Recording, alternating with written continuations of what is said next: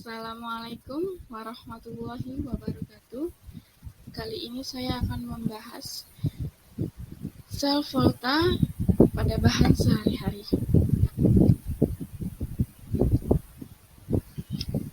Materi yang akan kita bahas kali ini adalah yang pertama pengenalan sel volta, yang kedua tujuan dan manfaat, yang ketiga alat dan bahan, yang keempat prosedur dan rancangan rangkaian sel volta, yang kelima pembahasan dan kesimpulan.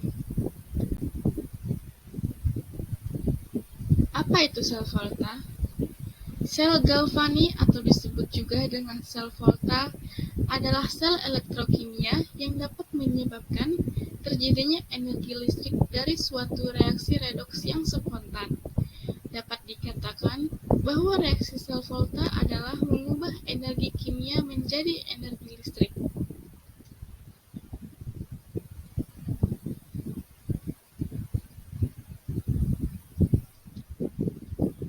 Apa tujuan dan manfaat dari percobaan ini? Yang pertama yaitu untuk mengamati, mempelajari, dan mengetahui sel volta. Yang kedua, untuk mengetahui apakah bahan sehari-hari seperti jeruk nipis, kentang, dan tomat dapat menghantarkan arus listrik.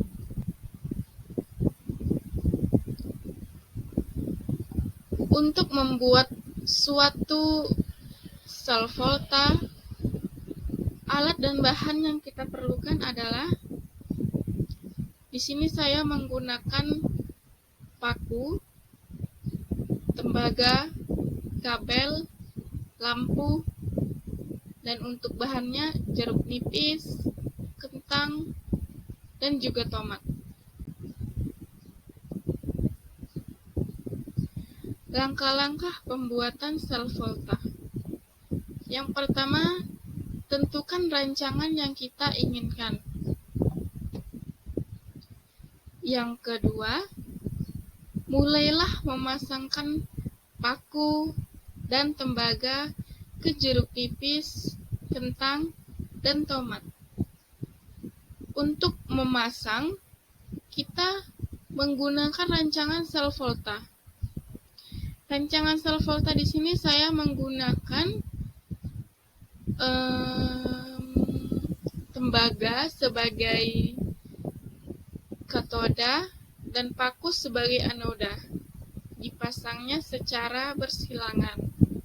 Paku ketemu tembaga, tembaga ketemu paku, lalu ketemu tembaga lagi. Yang ketiga, sambungkan lampu dengan kabel, lalu kita mulai uji coba. Di sini saya menggunakan sekitar 6 buah jeruk nipis untuk menghidupkan lampu bertegangan 1,5 volt. Dan ternyata lampu tersebut hidup.